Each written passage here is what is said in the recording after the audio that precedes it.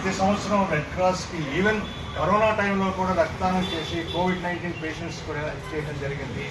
కాబట్టి వాళ్ళందరి management, staff, మీ అందరికీ కూడా రిపబ్లిక్ డే సందర్భంగా 76వ రిపబ్లిక్ డే సందర్భంగా మీకు అందరికీ red cross blood centre Vijayawada తరఫున నా హృదయపూర్వక ధన్యవాదాలు తెలియజేస్తున్నాను. ఎందరో మహానుభావులు, మహనీయుల యొక్క త్యాగ బలమే మనకి ఈ స్వాతంత్ర్యం రావటం కానీ, రిపబ్లిక్ డే జరుపుకోవటం కానీ చాలా గొప్పది. ఏ దేశంలో కూడా ఇంత శాంతియుతంగా, సామరస్యంగా ఉన్న దేశం ఒక్కటి కూడా లేదు. ఎంత నాగరికతగా వృద్ధి చెందిన దేశం కూడా ఈరోజు అల్లకల్లోలం అయిపోతుంది. భారతదేశం యొక్క సంస్కృతి, సంప్రదాయాలు మనని ఇంత చక్కగా నిలబెట్టి మనని కాపాడుతూ వస్తుంది. కాబట్టి మన దేశానికి, మన రాజ్యాంగానికి మనం కట్టుబడి దానికి మనం గౌరవించాలి. ఎవడు పుష్కరుడు కానీ ఎవడైనా వచ్చినా కూడా వాళ్ళని తల దించుకునేటట్టు చేయాలి. అదే మన యొక్క లక్ష్యం. అంతేగాని చూడండి, ఇప్పుడు ఇవాళ అమెరికా పరిస్థితి, వాళ్ళ మంచులో చిక్కుకుపోయి -40 డిగ్రీ సెంటీగ్రేడ్ దాకా అల్లకల్లోలం అయిపోతుంది. అటువంటి పరిస్థితి మనకి ఎప్పుడూ రాలేదు. ఏ కల్లోలం కోవిడ్-19 నుంచి కూడా మనం చాలా బాగా బయటపడ్డాం. కాబట్టి నేను కోవిడ్-19 టైం లోపల 5 డెకరేషన్ క్యాంప్స్ చేశాను. మరి ఈ ఏజ్లో చేశాను నేను. అంటే మీరు ఆలోచించండి, మిగతా మామూలు వాళ్ళు ఎంత హాయిగా చక్కగా వాళ్ళు రక్షింపబడ్డారో మీకు అర్థమవుతుంది. కాబట్టి మనం ఎప్పుడు మన దేశానికి, మన స్వాతంత్ర్యానికి మన యొక్క లక్ష్యంగా ఉండాలి. దాన్ని కాపాడుకుంటూ ఉండాలి. ఎవడైనా మన ఏలెత్తి చూపిస్తే వాడి వేలు తిరిగిపోయేటట్టు కొట్టాలి వాడిని. అంతేగాని ఒక చెంప చూపిస్తే ఇంకో చెంప చూపించే రోజులు కావి. కాబట్టి మనం కూడా దెబ్బకు దెబ్బ, ఎదురు చేయాల్సిన పరిస్థితి. కాబట్టి దీనందరూ మనం గుర్తుంచుకొని ఈ 76వ రిపబ్లిక్ డేని మనం ఘనంగా జరుపుకోవాలని, అలాగే ఈరోజు మీరు రక్తదాన శిబిరాన్ని కూడా ఏర్పాటు చేశారు. లాస్ట్ ఇయర్ 24th అరేంజ్ చేశారు. ఆ రోజు కూడా నేనే వచ్చాను. ఇంతకు ముందు కూడా చాలాసార్లు వచ్చాను నేను. మీరందరూ చాలా సహృదయంతో, మానవత్వంతో ముందుకు వచ్చి రక్తదానం చేసి ఎందరికో మీరు జీవితాన్ని ఇచ్చారు. రక్తదానం అనేది అన్ని దానాల్లోకెల్లా గొప్పది. ఇది అన్నదానం కంటే కూడా గొప్పది. ఎందుకంటే ఒక వ్యక్తి ఆహారం లేకపోయినా 58 రోజులు జీవించడం మీ అందరికీ తెలిసిందే, అమరజీవి పొట్టి శ్రీరాములు.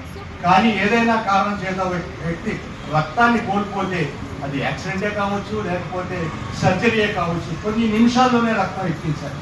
కానీ మనం చంద్రమండలానికి నిచ్చెనలు వేస్తున్నాం, అంగారకుని ఆడుకోవాలని తెలుసుకున్నాం, లోతైన సముద్రాల నుంచి ఆయిల్ కబురు వెలికిస్తున్నాం. కానీ రక్తానికి ప్రత్యామ్నాయం కానీ, లేకపోతే కృత్రిమంగా ల్యాబొరేటరీలో తయారు చేసే పద్ధతి కానీ లేదు. కేవలం ఒక వ్యక్తి సహృదయంతో, మానవత్వంతో ముందుకు వచ్చి ఇస్తేనే, స్వచ్ఛందంగా ఇస్తేనే కానీ రక్తం యొక్క లభ్యత లేదు. ప్రపంచవ్యాప్తంగా 11 కోట్ల మంది రక్తదానం చేస్తున్నారు. మన దేశంలో 1 కోటి మంది రక్తదానం చేస్తున్నారు. మన ఆంధ్ర రాష్ట్రంలో 4,50,000 మంది రక్తదానం చేస్తున్నారు. సంతోషకరమైన విషయం ఏంటంటే మన యొక్క ఆవశ్యకత 5 లక్షల యూనిట్లు. అంటే ప్రతి సంవత్సరం మనం 50,000 యూనిట్లు డెఫిసిట్ మనం ఫేస్ చేస్తున్నాం. దీనివల్ల ముఖ్యంగా రోడ్డు ప్రమాదాల బారిపడిన 75% మంది సకాలంలో రక్తం అందక వాళ్ళు ప్రాణాలను కోల్పోతున్నారు. యాక్సిడెంట్ పాలైన వ్యక్తి మాత్రమే కాకుండా అతని పైన ఆధారపడిన అతని కుటుంబం మొత్తం రోడ్డు ఎక్కవలసిన పరిస్థితి ఏర్పడుతుంది. దీనికి ఏమన్నా మనకి రక్తం యొక్క కొరత ఉందా? స్వచ్ఛంద రక్తదాతలు ఏమన్నా తక్కువ ఉన్నారంటే కానే కాదు. మన భారతదేశంలో 50% మంది రక్తదానానికి అర్హులు, కానీ కేవలం 1000కి 4 మాత్రమే ముందుకు వస్తున్నారు. ఎందుకు ఇలా జరుగుతుంది?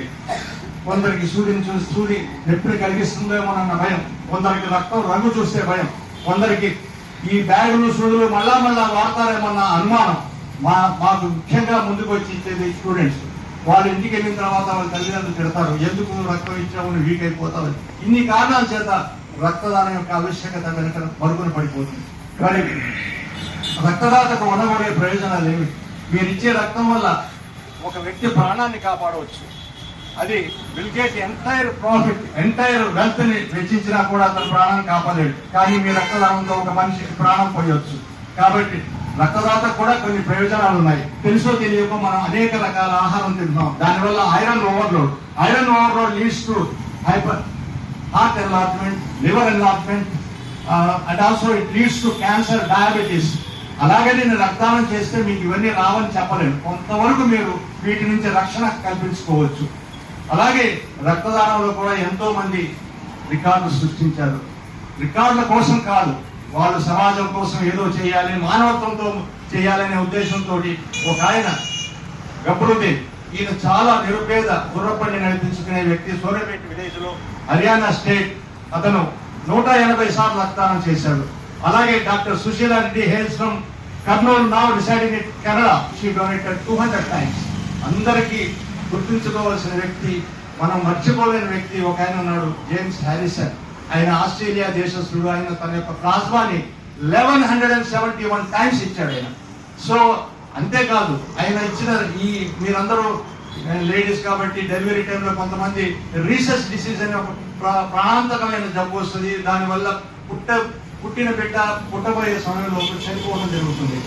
దానికి కౌంటర్ చేయడానికి వ్యాక్సిన్ ఈయన ప్లాస్మాలోంచి తయారు చేశారు.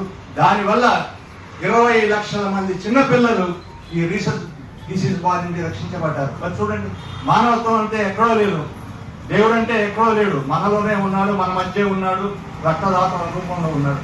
అలాగే మీరు ఇచ్చే రక్తం మీరు అనుకుంటూ ఉండవచ్చు, accident people and pregnant ladies, surgery patients, కానీ ఇంకొకటి పిల్లలు ఉన్నారు, వాళ్ళే తలసీమియా చిన్నారులు. వాళ్ళకి వాళ్ళు రక్తంలో జన్యు రూపంతో పుడుతున్న చిన్నారులు, వాళ్ళకి ప్రతి 3 వారాలకు ఒకసారి రక్తం ఇప్పించాలి, లేకపోతే వాళ్ళు జీవించడం కష్టం. రక్తం ఇచ్చిన వాళ్ళ జీవితాన్ని 20 సంవత్సరాల కంటే మనం పొడిగించలేము. కాబట్టి అటువంటి చిన్నారులు 1500 మంది ఆంధ్ర రాష్ట్రంలో ఉన్నారు. వాళ్ళకి అనునిత్యం రెడ్ క్రాస్ కు వస్తే మీ అందరి సహాయ సహకారాలతో మేము రక్తం సేకరించి వాళ్ళందరికీ ఉచితంగా ఇస్తున్నాం. ఎంతమంది తలసీమియా పిల్లలు వచ్చినా కూడా రెడ్ క్రాస్ వాళ్ళ అండగా ఉంటుంది, వాళ్ళకి ఉచితంగా ఇస్తాం. మీలో కూడా ఎవరికైనా తలసీమియా పిల్లలు ఎవరికైనా రక్తం అందలేదంటే వాళ్ళని రెడ్ క్రాస్ పంపిస్తే నేను మీకు ఈ సభాముఖంగా హామీ ఇస్తున్నాను, నేను ఉచితంగా ఇస్తాను వాళ్ళందరికీ కూడా. కాబట్టి ఎంతమంది వచ్చారనేది లెక్క కాదు, ఎంతమందికి ప్రాణదానం చేశామనేది మా యొక్క ఆశయం, ఉద్దేశం. అందుకోసమే నేను ఇంత వయసులో కూడా దరిదాపులో ఏ డాక్టర్ కూడా ఇండియాలో కానీ ఈ బ్లడ్ డొనేషన్ క్యాంప్స్ చేయలేదు. నేను 2300 క్యాంప్స్ సూపర్వైజ్ చేశాను. కాబట్టి only for the sake of thalassaemia children వాళ్ళకి హెల్ప్ చేయాలనే ఉద్దేశంతో నేను రెడ్ క్రాస్ చేయడం జరిగింది. నా ఉద్దేశాన్ని పూర్తిగా నేను నెరవేరుస్తున్నాను, 99% నెరవేరుస్తున్నాను. ఈ తలసీమియా చిన్నారుల ఆవేదన తెలుసుకోవాలంటే ఒక ముక్కలో ఒక అడుగు అమ్మఒడిలో, ఒక అడుగు మృత్యువడికి వడివడిగా సాగుతూ నిత్యం జీవన్మరణ సమస్యతో కొట్టుమిట్టాడుతూ చివరకు మృత్యువు కరవాలానికి బలి మృత్యు చేయకు చేరువస్తున్న చిన్న ఈ తలసీమియా. ప్రతి నిమిషం ఒక తలసీమియా చిన్నారి మీ వైపు చూస్తుంది. కాబట్టి మీరందరూ దయార్థ హృదయంతో ఆదుకోవాలి తలసీమియా చిన్నారిని. ఎప్పుడైనా ఎక్కడైనా రక్తదానం చేయాలంటే రెడ్ క్రాస్కి రండి, హెల్ప్ చేయండి. తలసీమియా చిన్నారిని ఆదుకోండి. మనకు ప్రాణం పోసిన భగవంతుడు ప్రాణాపాయ స్థితిలో ఉన్న మనకు మరొకరికి ప్రాణం పోసే అవకాశాన్ని ఇచ్చారు. ఈ అవకాశాన్ని మనం ఎంతమంది వినియోగించుకుంటాం? ఏ దానమైనా విజ్ఞానం డబ్బుతో ముడిపడి ఉన్నాయి, కానీ రక్తదానం మీ మంచి మనసుతో ముడిపడి ఉంది. కాబట్టి మీరంతా మంచి సహృదయంతో ముందుకు వచ్చి ఈ blood donation camp mega success చేయాలని కోరుతూ మరొకసారి మీ మేనేజ్మెంట్కి మీ అందరికీ నా హృదయపూర్వక ధన్యవాదాలు.